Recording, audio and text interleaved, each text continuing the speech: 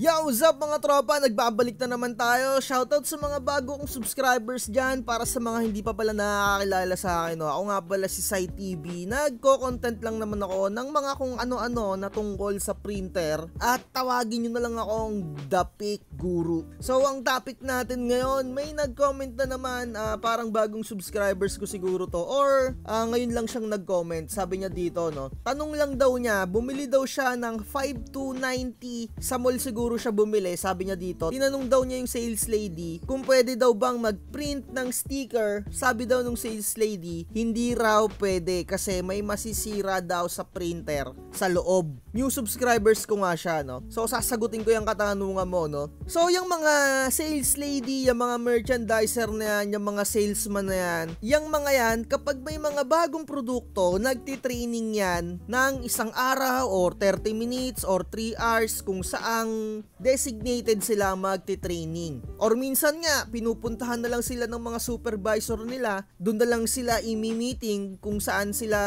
naka-location, kung saan sila naka-base ng kanilang pagtitinda sa mall. Halimbawa sa SM, pupuntahan na lang sila ng mga supervisor nila, papaliwanag kung ano yung bagong produkto, kung paano nila i-demo. So, ang point ko, yung mga merchandiser, mga sales lady, kulang yung mga knowledge nila sa mga ganyang bagay. Kaya kailangan maniwala ka sa mga gumagamit talaga ng matagalan ng mga printer. At eto, ituturo ko sa'yo. So kapag ka magpiprint ka ng sticker, eto, so dati talagang hindi ko rin to talaga alam, Akala ko bond paper lang talaga yung piniprint or pwedeng i-print sa printer.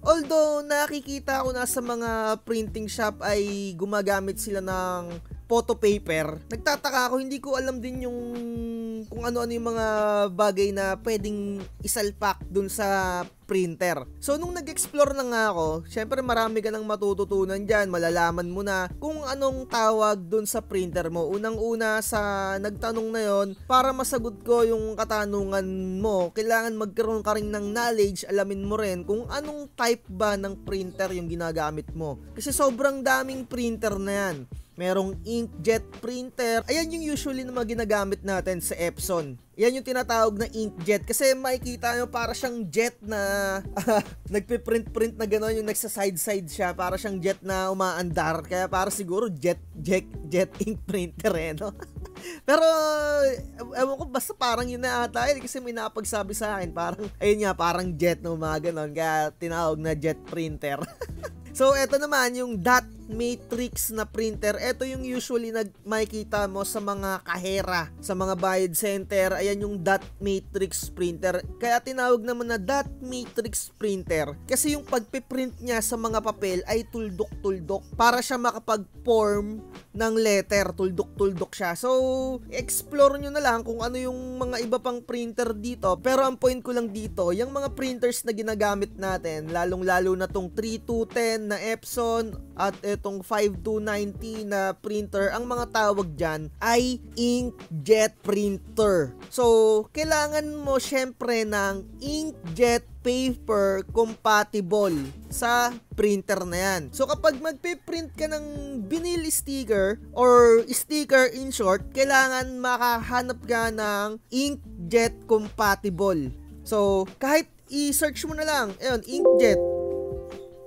So, dito, kung may gagamitin kang sticker, i-search mo lang sa kanyang details kung compatible ba siya sa printer na inkjet printers mo. So, dito makikita mo yung specs niya. So far naman, compatible with all Epson printers. Pero may mga makikita kang label dyan nakalagay inkjet compatible.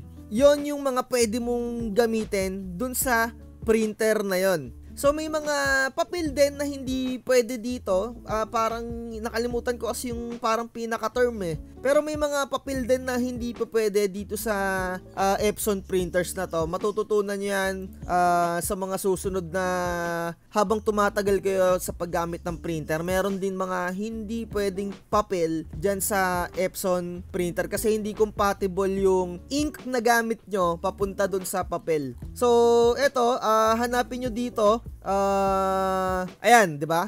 Inkjet, it is made for inkjet printers. So, ibig sabihin, pwede kang makapag-print ng sticker gamit yung 5290 mo. At inuulit ko, syempre hindi naman tayo pare-parehas ng utak kagaya nga nung sales lady na nagsabi sa'yo na hindi daw pwedeng mag-print ng sticker doon.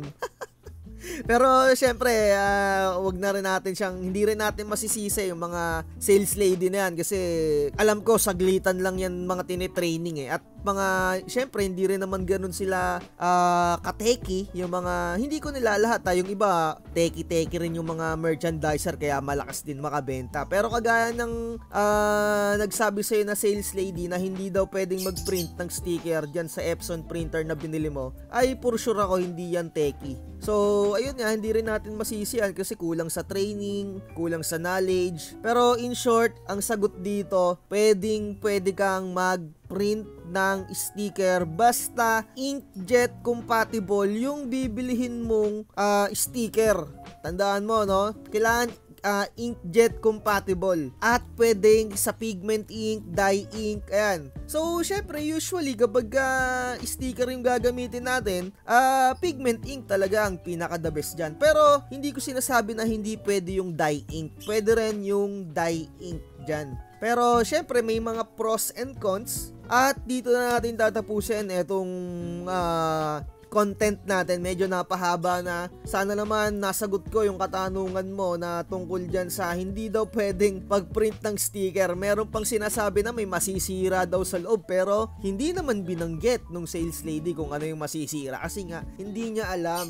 Kulang din yung knowledge niya, no? So, shoutout sa mga nakakapanood dito ng mga merchandiser, mga sales lady. Sana mag-gain din kayo ng knowledge at sa susunod sana alam nyo na yung binibenta nyo, alam nyo na yung mga buong specs. Hindi yung bitaw lang kayo ng bitaw ng mga salita dyan. Hindi yung pachamba-chamba lang yung mga salita nyo, no? Kailangan inaral nyo, pinractice nyo. So, ayun, shoutout sa 3,000 subscribers natin na to. Road to 5,000 subscribers na tayo. Kung nagsisimula ka sa printing business, no, may ino-offer ako na one-time payment, all access na dito sa aking template. Pero, hindi ko kayo pinipilit kasi ayoko naman na gumastos din kayo. Kailangan, kung gagastos kayo at kailangan magamit nyo yung i-avail nyo sa akin na template, talagang magagamit nyo to. Pero kung ayaw nyo naman gumastos, syempre, tipid-tipid din tayo.